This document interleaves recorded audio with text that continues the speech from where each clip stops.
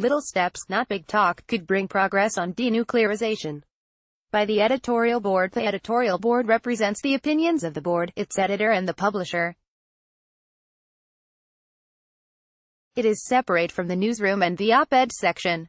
Credit Anabarchaku. 2 months after President Trump's dramatic summit meeting with the North Korean leader, Kim Jong-un, his predictions of a quick end to North Korea's nuclear threat have been exposed as the boasts of a man with little grasp of the complexity and difficulty of an issue that has long defied resolution.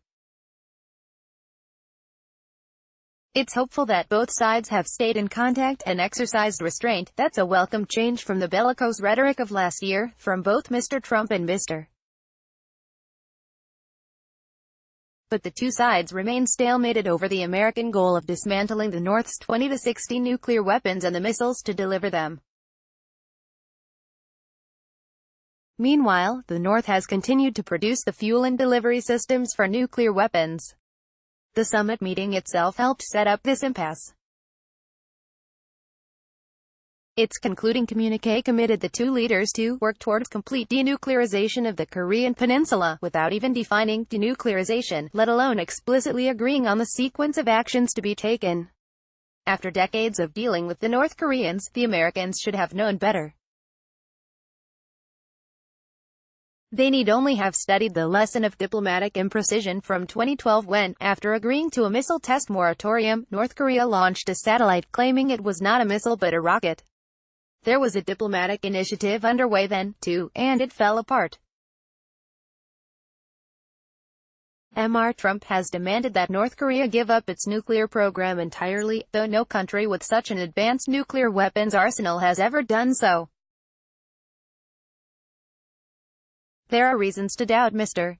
Kim will make a different choice, even though he appears to recognize the need to focus on building the North's devastated economy. The administration has continued to tighten sanctions on North Korea, insisting that it will give no major concessions until the North takes unilateral concrete steps toward denuclearization.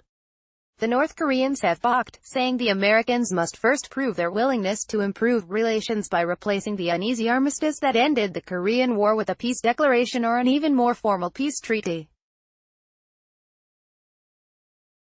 Mr. Trump's engagement with North Korea has yielded some benefits. Since achieving technical confidence in his weapons program 9 months ago, Mr. Kim has halted all nuclear and ballistic missile testing, blown up the entrances to some test tunnels at the Punggye-ri nuclear test site and begun to disassemble the Sohae satellite launching station. The North Koreans also have handed over to the Pentagon what they said were the remains of 55 American service members from the Korean War. While such actions are a good beginning, they shouldn't be exaggerated. Most are reversible and pale in comparison to the fact that the North continues to produce plutonium and enriched uranium, the fissile material needed for nuclear weapons, as well as to build ballistic missiles. The Americans have given up even less. Mr. Trump met with Mr. Kim in Singapore, agreed to the communiqué, however flawed, and suspended military exercises with South Korea. So where does that leave things? The administration's demand that North Korea take major steps toward denuclearization before the United States does anything to reciprocate is a recipe for failure. What's needed is a step-by-step process in which both sides take mutually reinforcing actions that begin to build confidence and a more stable security environment. That may seem like a lot to ask given the extreme distrust on both sides. But in recent weeks, Secretary of State Mike Pompeo has appeared more open to the step-by-step approach. For this diplomatic opening to have any future, though, the two sides must soon begin serious sustained working-level negotiations. Administration officials and some experts are worried that a peace declaration would open the door to withdrawing the 28,500 American troops from South Korea, weakening the United States' defense relationship with South Korea and its ability to take military action if needed. But an interim declaration of peace is not the same as a peace treaty, which would presumably go into effect only when North Korea had denuclearized. The United States would always have the right to respond militarily if warranted. The declaration could recognize the reality that the war ended decades ago, and it would serve as a mechanism for building a more peaceful relationship between the United States and North Korea. In return, North Korea should provide a full inventory of its nuclear weapons, its missiles and its nuclear sites, and halt the production of fissile material and missiles. Allowing international inspectors to verify what's done is also essential. The administration doesn't have endless time to think this over.